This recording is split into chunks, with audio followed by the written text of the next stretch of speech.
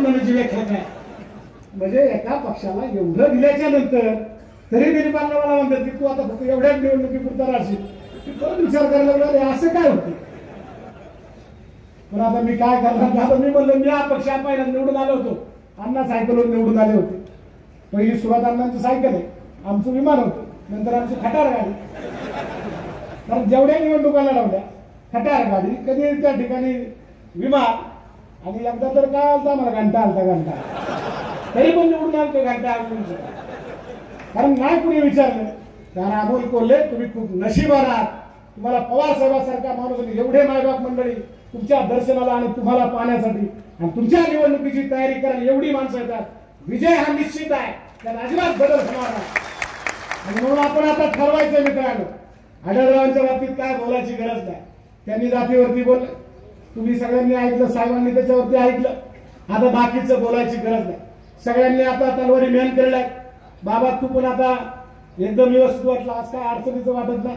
कारण सगळीच मंडळी शेवट आपण क्रांतिकारी मंडळ आहे. ओळखत देऊ किती सगळ्यांनी सांगा मला, कोणी ओळखत होतं का नव्हतं ओळखत? त्याच वेळेला यांनी शिवसेनेमध्ये गेले, उमेदवारी घेतली आणि आपण निवडून दिलं. का म्हणून? एक उद्योगपती आहे, आमच्या पोरांना नोकऱ्या द्यावी, इथे कंपन्या काढी, असं वाटलं होतं काय? आता मला एवढंच सांगा, त्यावेळेला एक तरुण उद्योजक आमच्या मुलाला नोकऱ्या लावल्या असं आपल्याला वाटत नाही. किती लोकांना नोकऱ्या लावल्या तरी हात वर करा. एकाला जर लावले असेल तर सांगा, याद्या केल्या तुम्ही गावागावामध्ये किती पुरं बेकार आहेत, एवढ्याची याद्या करून दिली त्यांनी, याद्या गोळा करून ठेवल्या आणि पुढं बुलढाण्याला टाकल्या, त्याचा पत्ताच नाही. एकाला नोकरी लावली का हो? तुम्ही सांगितलं या सगळ्या भारताचा भागाचा मी आराखडा केलाय, त्याची ब्ल्यूप्रिंट एक काढलेली आहे. ब्ल्यूप्रिंट बी नाही आणि आराखडा नाही, झाले काही नाही. तुम्हाला सांगितलं बैलगाड्याच्या शर्यती बी सुरू करणार नाही झाल्या, राजीनामा दिला. राजीनामा झाल्या बैलगाड्या, बैलगाड्याच्या जीवावर 3 निवडणुका त्यांनी लढवल्या. आता काय सांगा? स्वाभिमान शेतकरी संघटना ही नेहमीच पुढे राहणार आहे. मित्रांनो, एक नौकं पोरग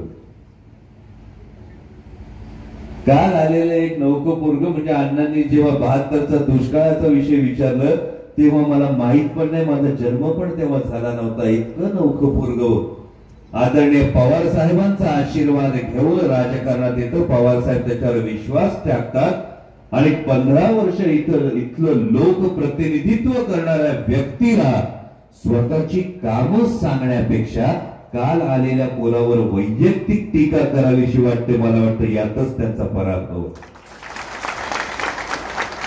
बाजार फिरताना सगळीकडे विचारलं जातं की अमोल कोल्हे खासदार झाले तर तुम्हाला कुठं भेटणार, अमोल कोल्हे खासदार झाले तर तुम्हाला कुठं भेटणार.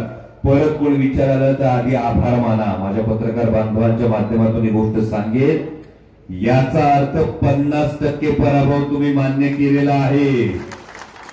म्हणजे अमोल कोल्हे खासदार होणार ही गोष्ट तुम्ही मान्य केलेली आहे. आता राहिला राहता प्रश्न कुठं भेटणार या विषयाचा.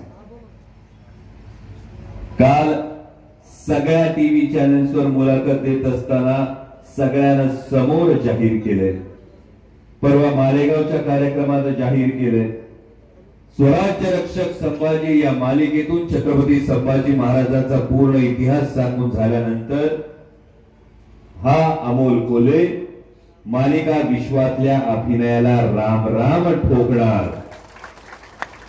15 वर्षात तुमची हे सांगण्याची हिंमत झाली नसेल, पण माझी हे सांगण्याची हिंमत आहे की जर ही संधी मिळाली तर खरोखर या मालिका विश्वाला राम राम ठोकणार आणि पूर्ण वेळ माझ्या जनतेच्या सेवेसाठी मी उपलब्ध असणार.